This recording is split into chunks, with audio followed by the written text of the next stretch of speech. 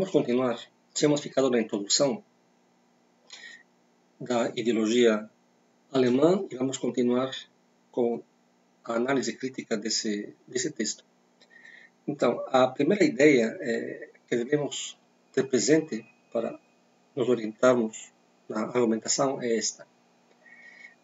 Marx parte da convicção do atraso, e da tese, claro, do atraso da Alemanha a respeito dos outros países da Europa Ocidental, especificamente França e Inglaterra, assim como na América dos Estados Unidos. Então, ele sintetiza, e eu vou ler o último parágrafo dessa introdução antes de entrar no texto. Ele diz: mas para apreciar em seu justo valor toda essa charlatanice filosófica da Alemanha, que chega a despertar no coração do honesto burguês alemão um agradável sentimento nacional, e para se ter ideia concreta da mesquinhez do espírito provinciano e limitado de todo esse movimento jovem hegeliano, ou seja, veja como apresenta esse pensamento estreito e atrasado, especialmente do contraste tragicômico com as façanhas reais desses heróis e suas ilusões a respeito delas. É necessário, então, para avaliar tudo isso e ver o atraso, né, e o caráter estreito do seu pensamento, é necessário examinar até o fim todo esse estardalhaço, tudo isso que eles fizeram, né, com estardalhaço, como uma obra magnífica, para ver as limitações de tudo isso, vê-lo de uma perspectiva fora da Alemanha. Né? Então, mais uma vez, aquela ideia, para entendermos o nosso prazo, né, vamos ver o que, de fato, onde estão os países mais desenvolvidos. Então, aqui sim, a ideologia em geral e, em particular, a ideologia alemã.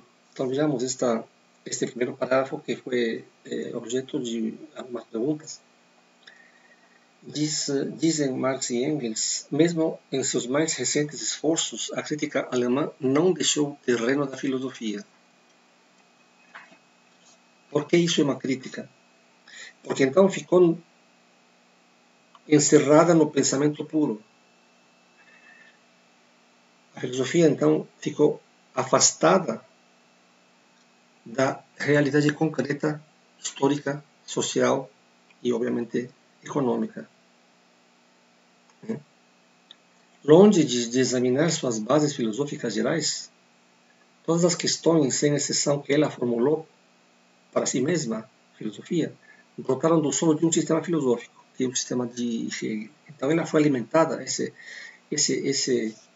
escola filosófica alemã, foi toda ela alimentada basicamente pelo sistema hegeliano, e não saiu da filosofia. Não só em suas respostas, mas também nas próprias questões havia uma mistificação. Então, ela está encerrada em si mesma, a teoria filosófica alemã. Né? Então, o problema que ele vê é justamente que ela não dirigiu seu olhar, os filósofos alemães não dirigiram seu olhar à realidade concreta na qual estavam, ou dirigindo seu olhar para a realidade do resto do mundo, e especialmente e notadamente do mundo mais adiantado da época, né, que estava do outro lado do Reno, como eles dizem, né, na França, do rio Reno, né, a França, a Holanda e a Inglaterra, na Europa, e na América, os estados da América do Norte. Diz agora nesse trecho: para os jovens hegelianos, as representações, ideias, conceitos, enfim, os produtos da consciência aos quais eles próprios deram autonomia, eram considerados como os verdadeiros grilhões da humanidade. Assim como os velhos hegelianos proclamavam ser eles os vínculos verdadeiros da sociedade humana. Né? Então, isso é o que ele está,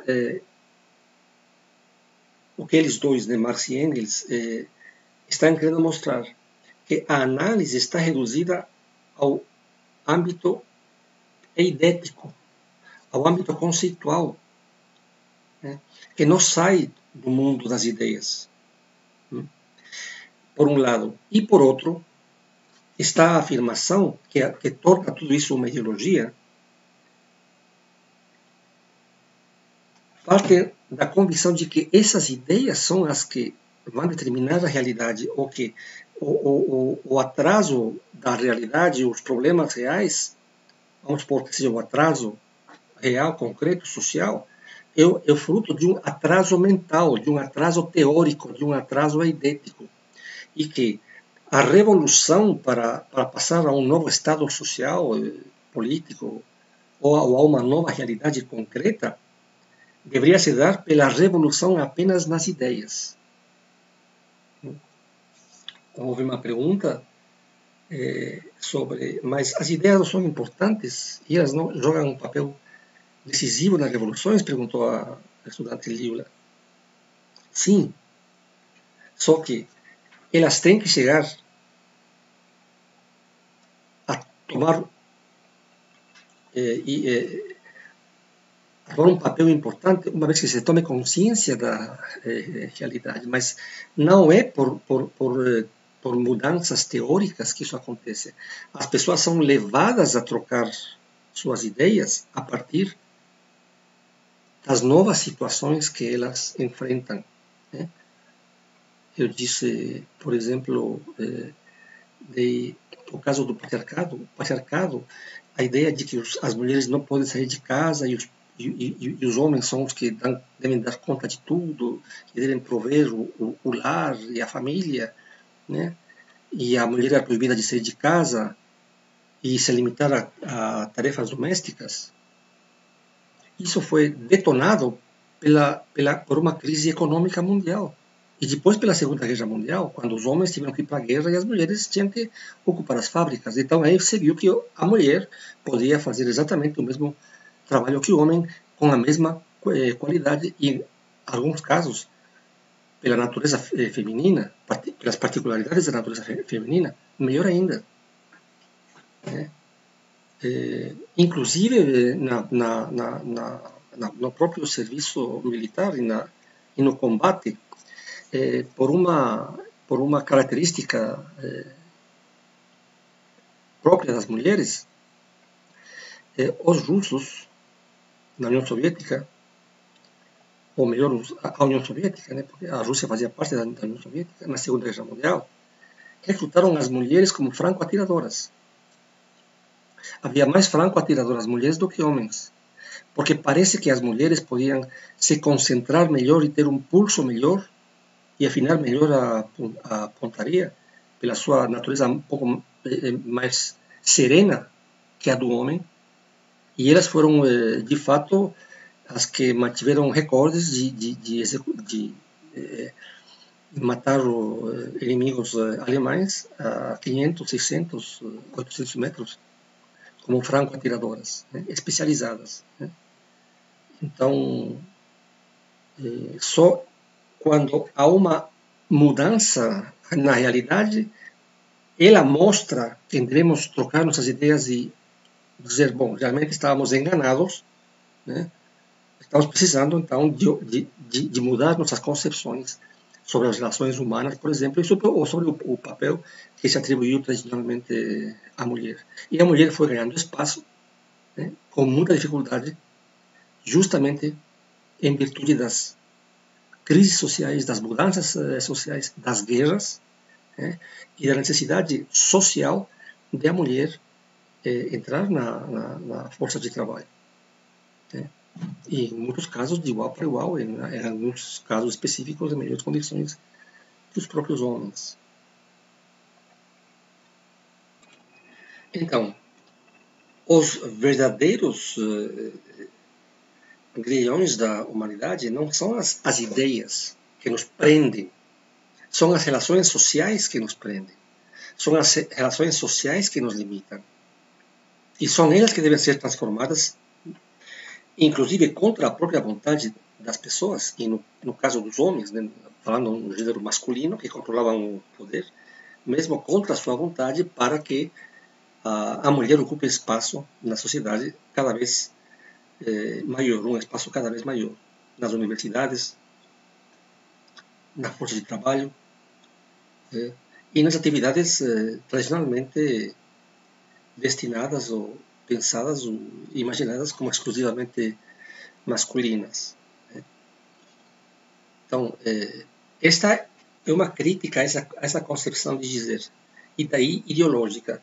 Não são as ideias que determinam a realidade. Não é por mudarmos as ideias que vamos a mudar a realidade. Ao contrário, elas serão modificadas quando haja alguma transformação social que nos obrigue a organizarmos nossa vida de forma diferente, ou uma nova situação social que desorganize a nossa vida, que seja, por exemplo, uma crise como aconteceu com a queda da Bolsa de Nova York, por exemplo, ou nas guerras, tanto na primeira quanto na segunda, que nos obrigue a modificarmos profundamente as relações, por exemplo, de trabalho. Quem vai trabalhar quando os homens estão na guerra, morrendo aos milhares? Cada vez precisando o Estado mandar mais homens à guerra, e as mulheres têm então que ser forçadas a ocupar esses lugares. E demonstram tanta ou maior capacidade que os homens nos trabalhos tipicamente, ou supostamente, tipicamente masculinos, como a controle e a direção de grandes maquinárias, grandes caminhões, esses enormes caminhões de construção, máquinas nas grandes fábricas, tradicionalmente imaginadas que só seriam controladas a contente por homens. Eles dizem aqui, apesar de suas frases pomposas, supostamente revolucionárias, os ideólogos da escola jovem hegeliana são os maiores conservadores. Por quê? Porque enquanto não haja novas relações sociais ou algum fenômeno histórico grande que possa ser um cataclisma, um desastre natural, a erupção de um vulcão, um terremoto, um tsunami, por exemplo, que vai transformar toda a nossa sociedade, pode destruí-la, inclusive, se não fossem esses, o que podemos dizer, fatores externos à individualidade humana. Então, as ideias não vão transformar essa realidade. Por isso, se eles dizem que se trata de mudar as coisas, mudando a forma de pensar, as coisas vão continuar exatamente como estão. Por isso, esses que afirmam que só mudando as ideias vamos mudar a realidade, são os maiores conservadores, porque mudando as ideias não se muda nada. São as ideias que devem ser modificadas a partir de situações extremas na sociedade, quando queremos câmbios bruscos e mudanças radicais ou revolucionárias. Então aqui temos uma passagem central que mostra o que eles pensam e a sua tese, que é a seguinte. Nenhum desses filósofos, dizem, teve a ideia de se perguntar qual era a relação entre a filosofia alemã e a realidade alemã. A ligação entre a sua crítica e o seu próprio meio material. Então, eles não fizeram essa conexão. Por que as pessoas pensam desse jeito? Qual é a base que determina essa forma de pensar, essas concepções?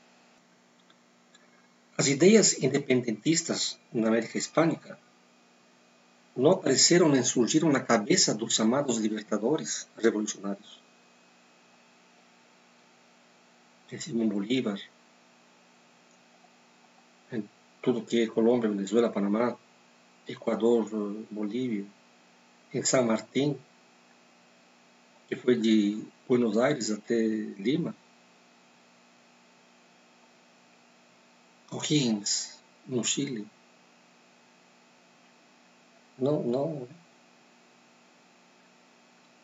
Não foi simplesmente uma mudança de pensamento. Artigas no Uruguai. Foram os interesses das classes dominantes já na América Hispânica, que já não eram espanholas, eram descendentes dos espanhóis, século XIX, 1800, 3 séculos depois do início da invasão da América pelos espanhóis, 3 séculos, muitas gerações, portanto já não se sentiam espanhóis, nem se vestiam como espanhóis, nem falavam como espanhóis, nem tinham os costumes dos espanhóis, nem nada disso, porque eram completamente diferentes. 3 séculos tinham passado. Foram os interesses dessas novas classes dominantes para controlar a economia e se beneficiar da produção econômica dos países em que eles eram classe dominante. Não foi simplesmente uma genial ideia, um sonho, assim, um sonho libertador. Alguém sonhou e acordou com essa ideia. Não, sonhei que éramos livres e pronto. São as condições, inclusive na época, como eu já manifestei, uma situação internacional, né? O bloqueio de Portugal e Espanha contra a Inglaterra, no Tratado das Tordesilhas, que se dividiram o comércio da América.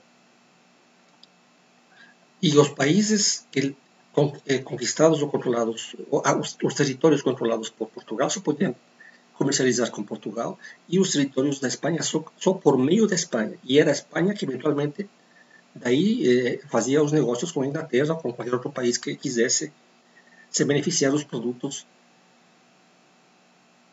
que produziam as terras americanas. Então, por isso, a nenhum desses filósofos teve a ideia, lhe passou pela cabeça estabelecer a ligação entre as ideias da filosofia alemã com a realidade alemã. Então, eles partem de outras premissas, né? As premissas de que partimos, dizem, não são bases arbitrárias, não são dogmas, são bases reais que só podemos abstrair na imaginação. Quais bases reais? Os seres humanos concretos produzindo em relações socioeconômicas concretas. Dizem assim. São os indivíduos reais, sua ação e suas condições materiais de existência. Por condições materiais de existência, devemos entender suas condições de produção, como eles produzem e reproduzem sua vida. Essas são as condições materiais de existência. Que tipo de trabalho fazem? Como organizam seu trabalho?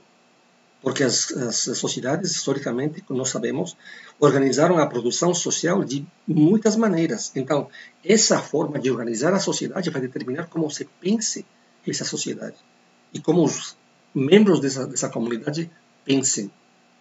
Então, são os indivíduos reais, sua ação e suas condições materiais de existência, tanto as que eles já encontraram prontas, como nós que já nascemos num país e a situação já está dada, né?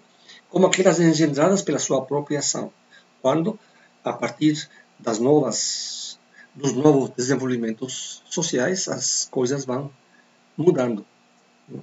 Essas bases são, pois, verificáveis por via puramente empírica. A base da qual estamos falando é só ir lá, digamos, na própria realidade e observá-la. Observar como os homens plantam, os seres humanos, como os membros da sociedade plantam, o que os homens fazem, o que as mulheres fazem. Qual é a forma de dividir o trabalho entre trabalho masculino e feminino, por exemplo. Entre trabalho agrícola e trabalho industrial, por exemplo. Como se realiza o trabalho agrícola, por exemplo. Então, há muitas formas de se organizar o trabalho. A sociedade pode não ter uma grande produção agrícola, ou pode ter muita produção agrícola, ou pode ter apenas um tipo de produção agrícola, e, portanto, deve produzir para intercambiar seu excedente com outros produtos que não se dá na própria terra, né? Assim como os produtos manufaturados ou os produtos industrializados. Essa é a forma de se organizar materialmente a sociedade. E é daí que saem as ideias. E agora estou lembrando duas coisas. Lembrei de Adam Smith e depois lembrei de uma pergunta que foi me feita ontem pelo Murilo. Justamente questionando se esta ideia de que as relações econômicas, por serem fundamentais e determinarem as formas de pensar na sociedade humana, não haveria, portanto, um determinismo. Então, eu respondi que essa concepção já está em Adam Smith. E agora, enquanto dava esta aula, estou dando aula, lembrei, antes de me lembrar da pergunta do Murilo, da afirmação dele, justamente o que disse Adam Smith. Então, quando lembrei o que disse Adam Smith, lembrei da pergunta do Murilo, da afirmação do Murilo. O Adam Smith afirma, e isso é extremamente interessante, gostaria que vocês pensem sobre isso. Se nós pensarmos em qualquer sociedade humana, pense em qualquer região do planeta. As regiões mais desenvolvidas estão localizadas nas margens dos grandes rios navegáveis ou dos mares. Enquanto que as mais atrasadas e nos locais onde mais tarde chega o desenvolvimento são as que mais longe ficam das vias navegáveis mais importantes, de vias navegáveis em geral, ou do mar ou dos rios, portanto. E essa é a mais pura verdade. Pensem, todas as grandes culturas e as grandes civilizações se desenvolveram em torno de grandes rios, como o Egito, em torno do rio Nilo, por exemplo. Os gregos e os romanos em torno do mar Mediterrâneo.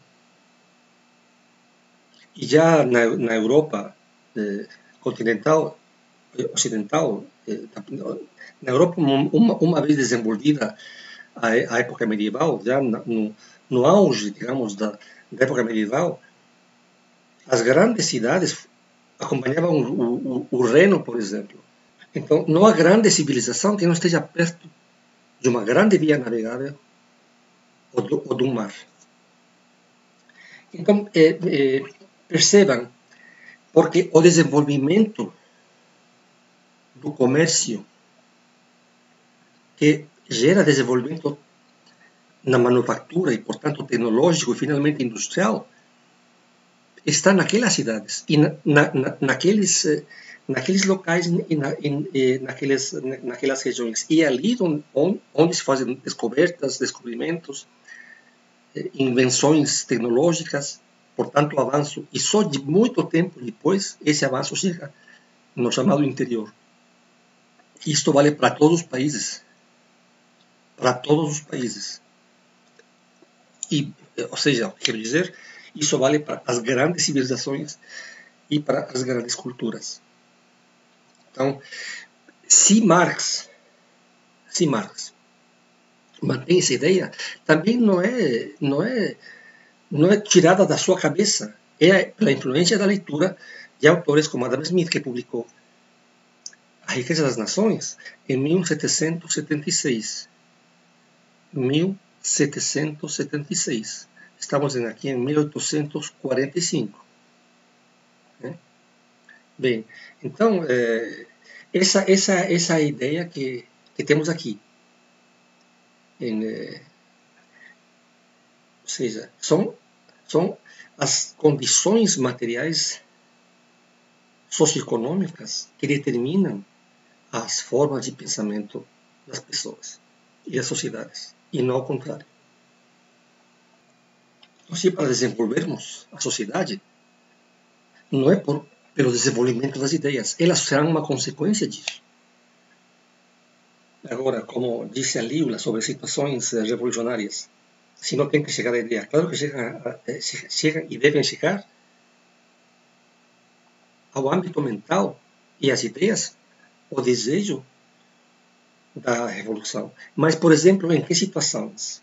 Na situação em que, numa crise social, numa crise em que há desemprego, em que não há oportunidades, em que não há a menor esperança de levar o pão à boca das crianças, por semanas e meses a fio, quando se passa fome, quando há um desabastecimento geral. Então, chega uma hora em que ao pensamento dos mais pobres, a ideia, portanto, dos mais pobres, vai chegar esta convicção: eu não vou deixar que meus filhos morram de fome. e vou me encaminhar no processo revolucionário para transformar esta sociedade. Ou seja, agora percebo, pela situação crítica em que estou, que se eu não ajo com violência, participando de uma revolução, minha família vai morrer de fome. Então, o único que eu vou perder é simplesmente não morrer de fome. E não vou deixar que meus filhos morram de fome e eu ficar de braços cruzados. Então, como não vou ficar de braços cruzados, então isso leva as pessoas a tomar uma atitude revolucionária. E lembrei também Aristóteles. Aristóteles faz uma crítica da República na política. No texto, no livro A Política de Aristóteles, há uma crítica a Platão. E é uma crítica à teoria das revoluções nos Estados, de Platão, que está no livro 7º da Política. E há uma frase que me marcou profundamente em Aristóteles. Eu li Aristóteles, e esse texto eu li quando eu tinha 21 anos. 21 anos. Lembro claramente. Estava num ônibus, inclusive. Estava num ônibus lotado, em pé, lendo A Política de Aristóteles. Me lembro porque tinha uma colega que eu não vi da filosofia, que estava no mesmo ônibus e eu me observando e achando um verdadeiro... Com surpresa ver eu completamente concentrado lendo Aristóteles no ônibus. E a passagem que eu estava lendo era esta, que eu vou dizer que não necessita ninguém grande concentração para entender. Ele diz assim, nessa passagem em que critica Platão, diz Aristóteles: a gente se faz revolucionário quando se vê privado de tudo aquilo com que os demais se colmam. Ou seja, uma pessoa se faz revolucionária quando ela se vê privada de tudo aquilo com que os outros têm demais. Então, como eu dizia, e me lembrei agora, quando eu não posso nem alimentar meus filhos, quando estão passando fome, quando vão para os lixões. Há uma cena terrível hoje que eu vi aqui no Brasil. Hoje estamos 19 de agosto. De pessoas procurando restos de comida em caminhões de lixo. Se não me engano, é em Salvador. Esta é a notícia. Pessoas buscam restos de comida em caminhões de lixo em Fortaleza. Hoje é 18, foi o 18/10 ontem. Aqui está a imagem terrível.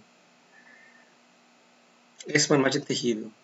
Pessoas reviraram o lixo, diz a legenda da foto, de um caminhão de coleta buscando restos de comida na frente de um supermercado de Fortaleza, no bairro Cocó. Então, essas são as condições que eventualmente levam as pessoas a ir às ruas e se levantarem armas, né? Quando essa necessidade que nós vemos nessa imagem tremenda se espalha pela sociedade, né? E não é apenas um fato isolado, né? Mas um fato permanente e generalizado. Então, essas são as bases, né, às que ele se refere, que se podem verificar por via puramente empírica. Esta que acabamos de ver. Né? Se essa situação generalizada, como diz Aristóteles, quando as pessoas veem que há um grupo na sociedade minoritário que se colmam de frivolidades quando a maioria passa fome, então se tornam revolucionárias, segundo Aristóteles. Porque, vejam, então, nesta concepção materialista, a primeira condição de toda a história humana, dizem eles, é naturalmente a existência de seres humanos vivos. A primeira situação a constatar é, portanto, a constituição corporal desses indivíduos e as relações que ela gera entre eles e o restante da natureza. sociedade humana é composta por seres vivos que precisam sobreviver. E para sobreviver precisam se alimentar. E para se alimentar precisam produzir. E para produzir precisam organizar sua produção. Decidir como produzir e como distribuir. Produção e distribuição são parte da organização fundamental da sociedade. E daí que vão sair as ideias que dão coesão a essa comunidade. Dão coesão na medida em que, porque nós somos seres falantes e racionais, e racionalmente é que nós organizamos. A organização não é natural. A organização natural é a dos animais, é a dos insetos. Eles instintivamente se organizam. Já está no seu DNA que tipo de organização social eles devem repetir milhares de anos.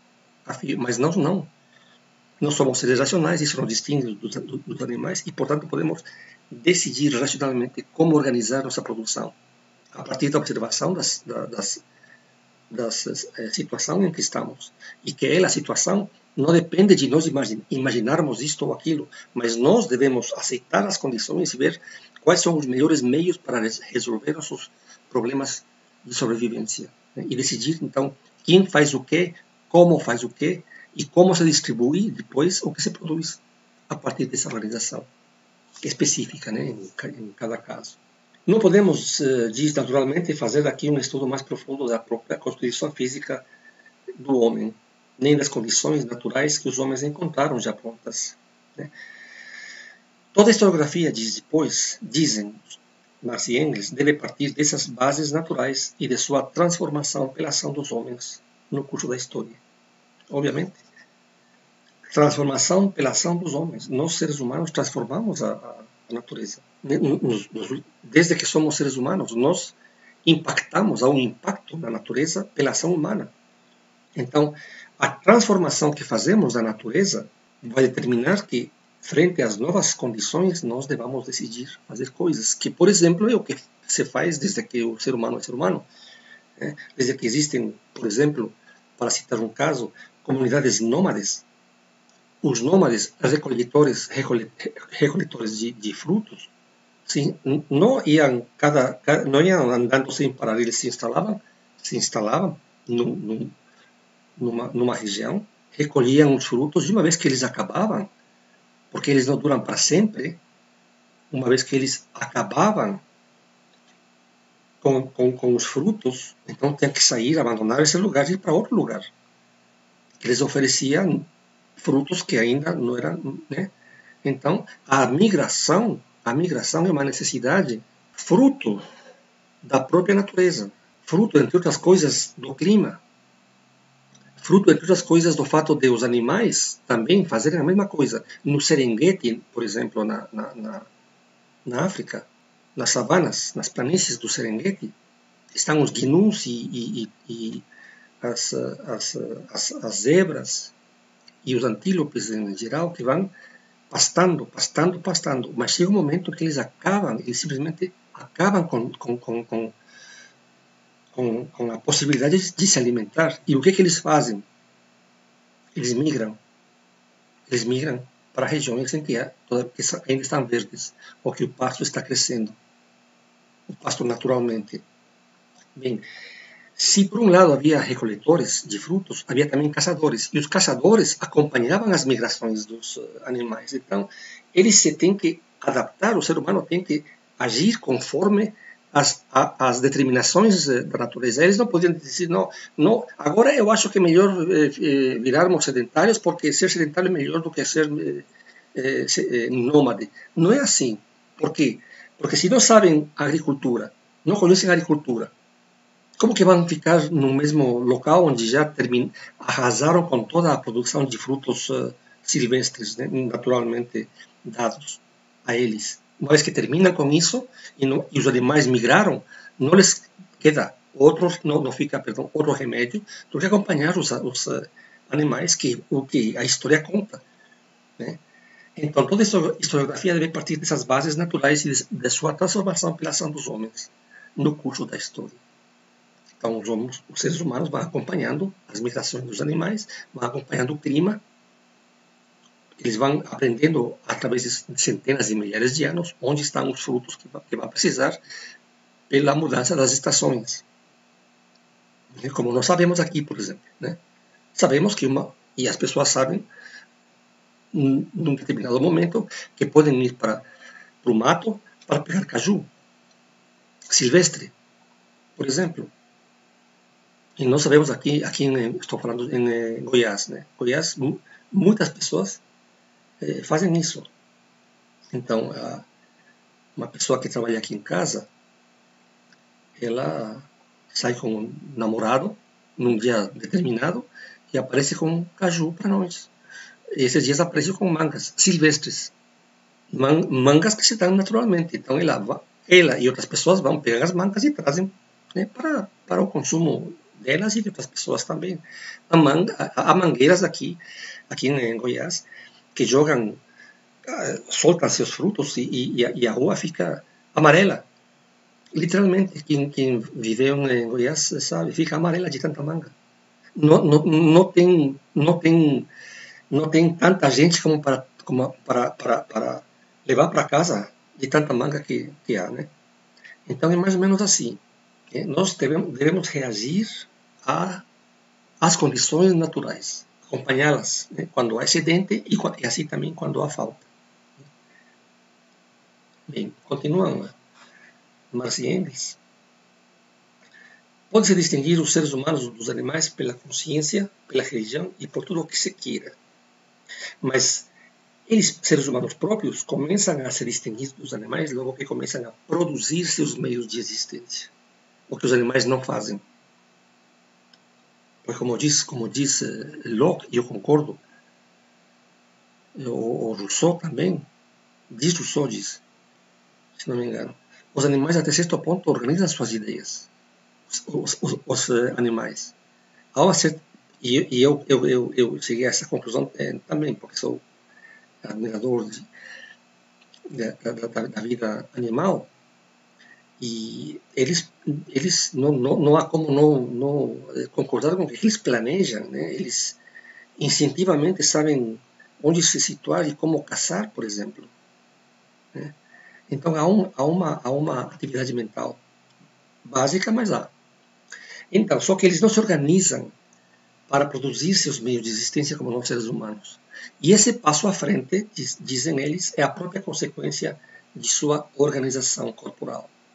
A produzirem seus meios de existência, continuam, os homens, seres humanos, produzem indiretamente sua própria vida material, né? Então, nós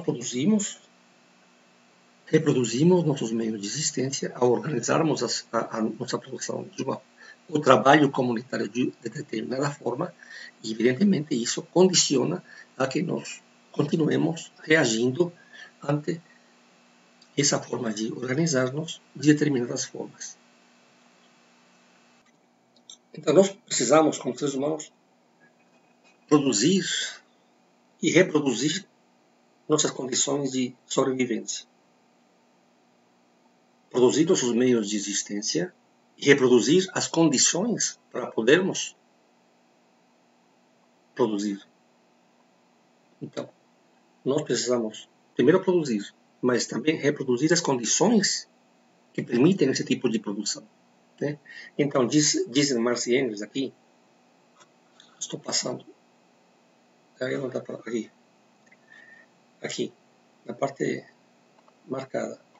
A maneira como os homens produzem seus meios de existência depende, antes de mais nada, da natureza dos meios de existência já encontrados e que eles precisam reproduzir. Não depende da nossa ideia, portanto. Percebem? Nossas ideias a respeito de como vamos produzir e reproduzir nossas condições de existência vai depender, evidentemente, do que a natureza nos oferece. Quais são as condições em que ela nos oferece? Quais são as condições que ela nos oferece? Então, se, por exemplo, estamos no Oceano Pacífico, vamos supor, que eu sou do Equador, que fica, né, no Pacífico. No Pacífico, no litoral equatoriano, no litoral temos a possibilidade de pescar e organizar nossa produção com base exclusivamente na pesca. Porque a riqueza que nós temos é enorme por duas razões. Pela riqueza da correnteza de Humboldt, do El Niño, que vem do norte, e da de Humboldt, que vem do sul, e as duas trazem peixes. Então, a nossa riqueza ictiológica é enorme. É enorme. Sempre foi, por causa desses dois fenômenos, o El Niño e Humboldt, as duas correntezas marítimas, que se encontram na costa do Equador e se dirigem em direção às Ilhas Galápagos. Agora, há um fenômeno no litoral equatoriano que não ocorre no litoral peruano e chileno. No litoral equatoriano, praticamente todo o litoral equatoriano, toda Colômbia, primeiro, e Equador depois, toda essa costa é banhada pela correnteza de Humboldt, que é cálida, quente. Portanto, por ser quente, então ela gera muita umidade. Então, a umidade da correnteza do El Niño alimenta as nuvens frente à costa equatoriana, que por sua vez caem sobre território colombiano e equatoriano. E nessa região é exuberante, por ser úmida, a correnteza é quente e, portanto, ela umedece toda a parte da costa equatoriana, né? E primeiro colombiana e equatoriana. Então, temos uma floresta exuberante. Só que Humboldt, a correnteza de Humboldt é gelada. Então ela não é quente. Então o que ela faz? Ela esfria a costa do Chile e do Peru e seca todo o litoral chileno e peruano. Naturalmente é seco, é árido. Não é seco, é árido. A diferença da nossa. Então, obviamente, quem viveu no litoral banhado pela correnteza de El Niño no norte ou de Humboldt tem que organizar sua produção de forma diferente, completamente diferente. No sul, Peru e Chile, obviamente, mais depender eventualmente da riqueza ictiológica da correnteza de Humboldt. E na parte equatoriana e colombiana, aproveitar as duas, tanto a riqueza da floresta, da terra úmida, quanto da riqueza ictiológica trazida pelas duas correntezas. Então, não é uma dependência teórica. Não, vamos decidir assim a partir da nossa genialidade. Não.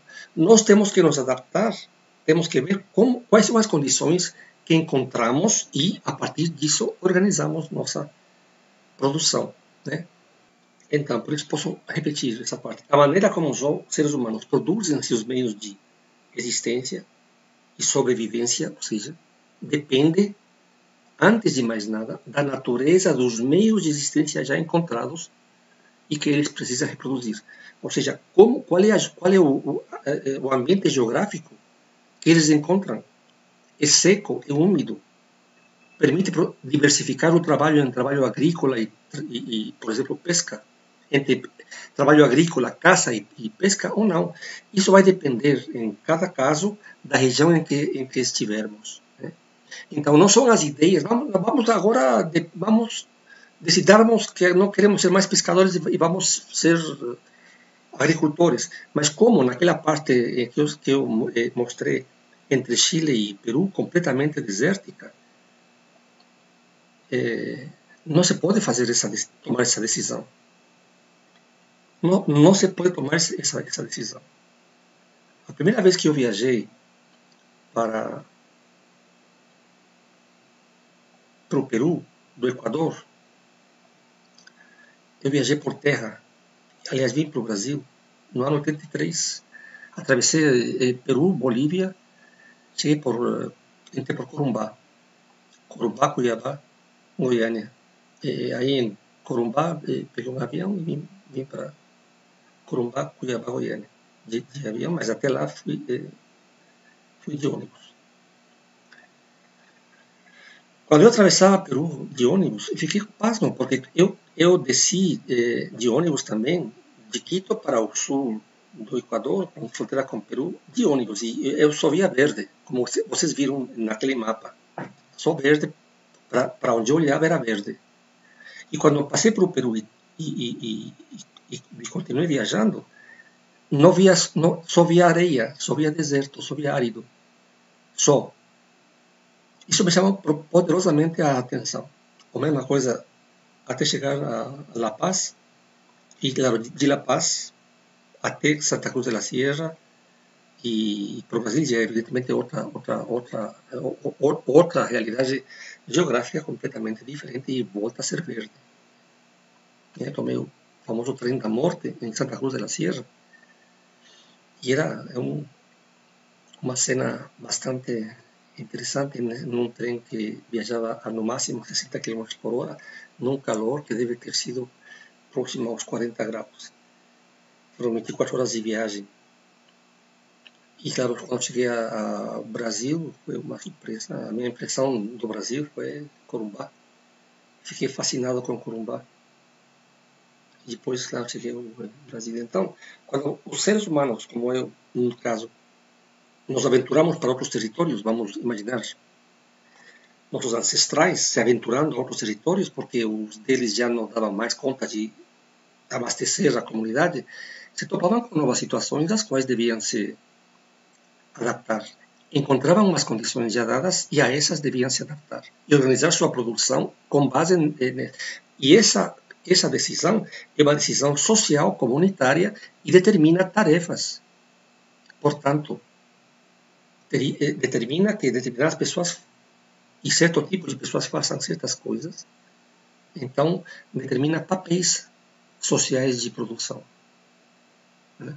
Então, os papéis, o papel que cumpre um homem, que cumpre uma mulher, não é apenas uma decisão genial ou torpe, é uma decisão a mais sábia possível, em princípio, a respeito das condições geográficas, territoriais, climáticas, de que tipo de animais há para poder caçar ou não, pescar ou não, plantar ou não, quando se conhece a agricultura, etc.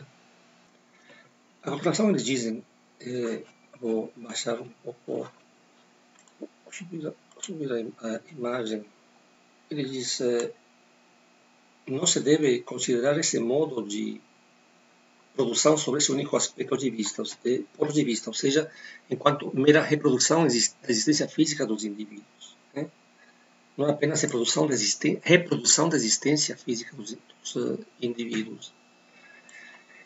Ao contrário, ele representa, esse modo de produção, representa já um modo determinado da atividade desses indivíduos, uma maneira determinada de manifestar sua vida, um modo de vida determinado. Ou seja, não há simplesmente reprodução dos meios de existência. Há formas específicas em que essa reprodução dos meios de existência é realizada.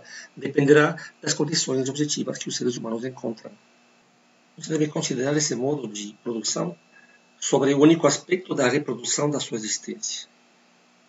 Ao contrário, eles dizem, esse modo de produção representa o modo determinado da atividade desses indivíduos, uma forma determinada de manifestar sua vida, um modo de vida determinado. Então, não é simplesmente reprodução dos meios de vida, é um determinado modo de produção e, portanto, uma forma específica de viver, que é resultado da forma em que os seres humanos organizam sua produção. As formas como organizam sua produção vai determinar um modo de produção, uma forma de vida e um modo de pensar, uma forma de pensamento. Ou seja, dizem aqui então na parte que está em amarelo, a maneira como os indivíduos manifestam sua vida reflete exatamente o que eles são. O que eles são? A forma em que eles trabalham. O que eles são coincide, pois, com a sua produção. Isto é, tanto com o que eles produzem, como na maneira como produzem. Porque há várias maneiras de produzir. E, claro, há um tipo de produtos enormes, né? Seja porque são caçadores, seja porque são pescadores, seja porque são agricultores, seja porque é uma mistura de umas coisas com outras, seja porque são comerciantes. O que os indivíduos são depende, portanto, afirmam, das condições materiais de sua produção. O que os indivíduos são depende, portanto, das condições materiais da sua produção. Então, ele está dizendo, é assim como devemos pensar as coisas, e não como os ideólogos alemães a partir de teorias filosóficas que só estão circulando em torno de ideias de um filósofo ou de qualquer outro filósofo da filosofia, sem olhar para a realidade, que justamente é a que produz as formas de vida, a organização social, a organização política, a organização jurídica, a educação, as leis de relacionamentos dos grupos sociais e, portanto, o pensamento. Eles não fazem essa ligação. E é isso que eles chamam de ideológico. Dizem a continuação, na parte marcada, as relações entre as diferentes nações dependem do estágio de desenvolvimento em que cada uma delas nações se encontra, no que concerne às forças produtivas. Aqui aparece um conceito, que é o conceito de força produtiva. Este conceito é um conceito tomado de Adam Smith. Força produtiva é a capacidade que uma nação tem para produzir o que todos os membros da sua sociedade precisam. Então,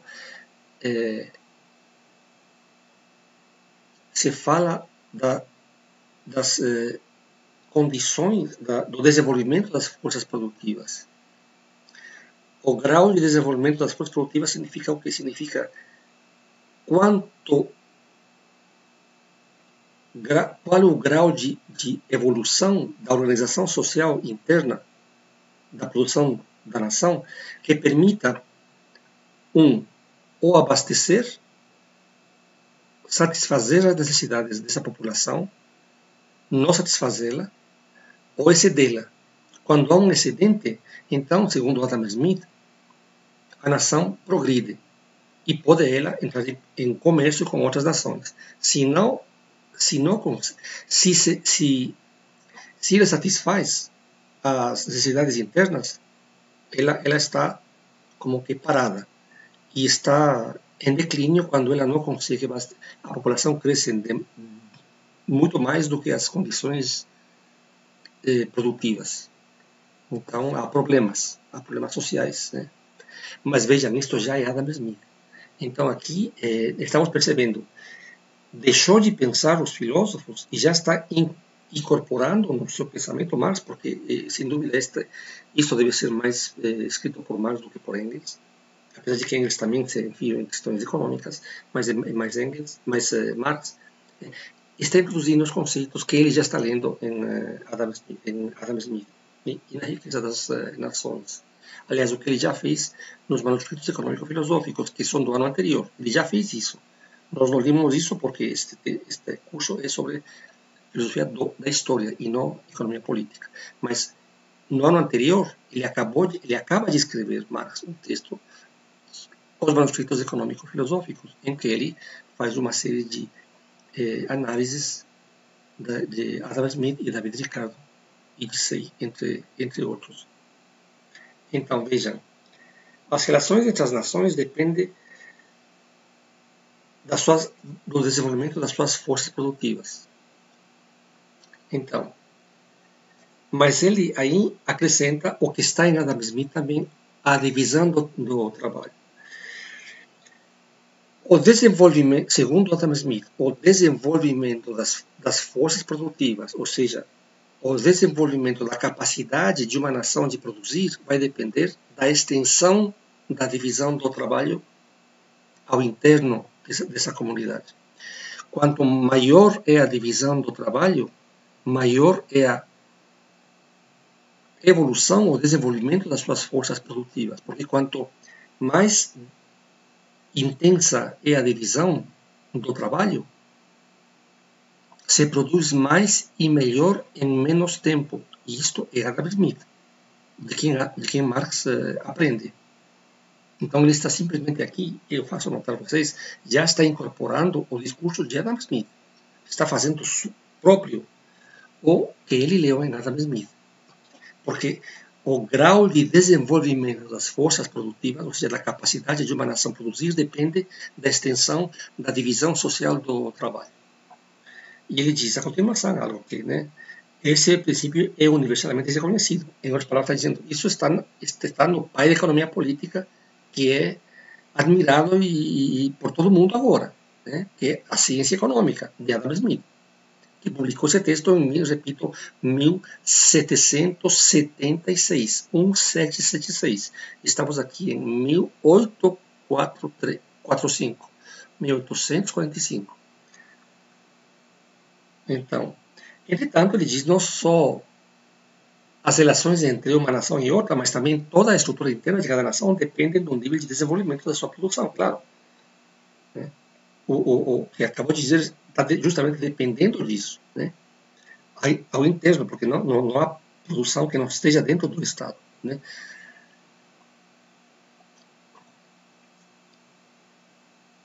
Então, ele diz, reconhece-se da maneira mais patente. E repito, ele não está querendo, ou eles não estão querendo dizer, bom, estamos baseando em Adam Smith. Mas ele disse, reconhece-se, eu perguntaria, reconhece quem, cara pálida? O que está falando? Como assim? Se reconhece porque Adam Smith já é reconhecido na época como o Newton da economia política. Assim como Newton é o pai da física clássica, inquestionado Newton na época, o Adam Smith era inquestionado o pai da economia política.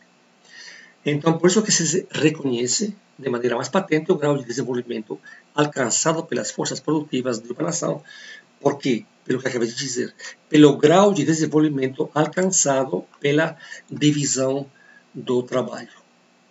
Reconhece-se da maneira mais patente o grau de desenvolvimento alcançado pelas forças produtivas. O grau mais avançado da capacidade produtiva de uma nação depende do avanço alcançado, ou seja, do desenvolvimento alcançado pela divisão do trabalho. Na medida, dizem eles, em que essa divisão do trabalho não é mera extensão quantitativa das forças produtivas já conhecidas anteriormente, qualquer força produtiva nova traz como consequência um novo aperfeiçoamento da divisão do trabalho. Bem, aqui outra questão que está em Adam Smith. Eu vou parar aqui porque vamos passar a outra questão, Mas, ou seja, por que fala de mera extensão quantitativa? Porque Adam Smith afirma na Riqueza das Nações que o grau de desenvolvimento das forças produtivas não depende tanto da quantidade de pessoas dedicadas à produção, como do grau de desenvolvimento da divisão do trabalho.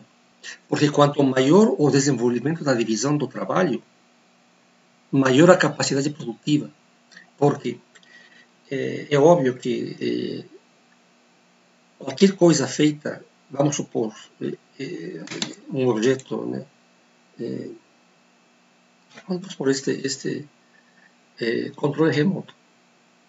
Um controle remoto, para usar termos de manufatura e não de fábrica, um controle remoto não é feito por uma pessoa, é feito por um monte de pessoas. Porque uns pegam, digamos assim, um molde de plástico, pegam o plástico dos moldes e vão organizando e passando para outro, que pega a parte de baixo e põe aquela placa, a placa lógica. Então, há um indivíduo que pega a placa lógica e a inserta na base do molde de plástico e manda para frente. O que está lá pega e conecta e faz as conexões necessárias e passa para outro. Só faz as conexões necessárias com aquelas, vamos supor, com aquela pistola elétrica vai fazendo os pontos, colando aqueles pontos para que faça um contato. Então, só faz isso, passa e faz isso. O outro recebe, já está pronto, as conexões, estão todas ligadas. Então, põe as pilhas e passa, põe as pilhas e passa. E o outro, terceiro, pega a parte de cima e conecta tudo, fecha e manda para frente. E o que está lá recebe e testa. E manda para frente. Testa e manda para frente. Então, se uma pessoa fizesse isso, há um cálculo de Adam Smith interessantíssimo sobre a produção de empregos. Se uma pessoa faz isso, demoraria não sei quanto tempo. O que isso, na linha de montagem, demora segundos. Né? Demora segundos. Né? Então, não é, diz Adam Smith, e não Marx, nem Engels. Adam Smith afirma que quanto maior e mais intensa a divisão do trabalho, a qualidade da produção é maior e a quantidade da produção é maior. Então ele diz, o que 10 homens com máquinas podem fazer em um mês, não fazem 10.000 homens em um ano, por exemplo. São exemplos de Adam Smith. Então, porque aí já tem máquinas, cada máquina faz uma certa coisa, etc. Coisas pesadas que os seres humanos não podem carregar, digamos assim, uma rocha de várias toneladas não pode ser movida por não sei quanto, simplesmente não pode ser movida por seres humanos, manualmente falando, por mais numerosos que sejam, porque não podem, claro, os seres humanos ficar nos ombros dos outros para levantar essa pedra, não faz sentido, tem que ser feita de outra forma, por máquinas super sofisticadas, enormes, etc. Então, o que poucas pessoas fazem com máquinas, diz Adam Smith, em pouco tempo, não podem fazer milhares de pessoas em muito tempo. Então, isso é divisão do trabalho, intensificação e extensão da divisão do trabalho. E é isso que está Marx se referindo, obviamente, sem dar fontes do que está falando, e fica meio impossível se você não leu antes Adam Smith. Né? Então, a capacidade produtiva, que é a força produtiva de uma nação, depende dos aperfeiçoamentos, como ele diz, da divisão do trabalho. Se há um novo aperfeiçoamento, há uma intensificação da divisão do trabalho e, portanto, um incremento na quantidade e na qualidade da produção. Então, aqui, na página 31, o que vamos ver a partir da próxima aula é essa parte, como começamos. A divisão do trabalho no interior de uma nação gera, antes de mais nada, claro, a separação entre trabalho industrial e trabalho comercial de um lado e do outro trabalho agrícola, indústria, comércio e trabalho agrícola, portanto trabalho na cidade e trabalho no campo, né? A separação entre cidade e campo. E é claro, a oposição dos seus interesses, né? Dos agricultores, por um lado, e dos industriais e comerciantes, por outro. Seu desenvolvimento posterior leva à separação do trabalho comercial e do trabalho industrial. Né? Então, isso é uma consequência da divisão do trabalho. E tudo isso, então, veja, o olhar de Marx já não está na filosofia, já não está em Hegel, já não está na religião, não está na crítica do Estado religioso, não está na crítica da política, está olhando para a sua base material e tentando explicar o que resulta dessa base a partir dela mesma, né? Ou seja, a base econômica, a infraestrutura, como a conhecemos hoje, que produz a estrutura política ou jurídica, a estruturação do Estado, e a superestrutura, que é a coesão dada pelas leis e pela teoria que se vai construindo em torno de todo esse edifício, né? Cuja base é a organização econômica. Então, isso veremos a partir da aula seguinte.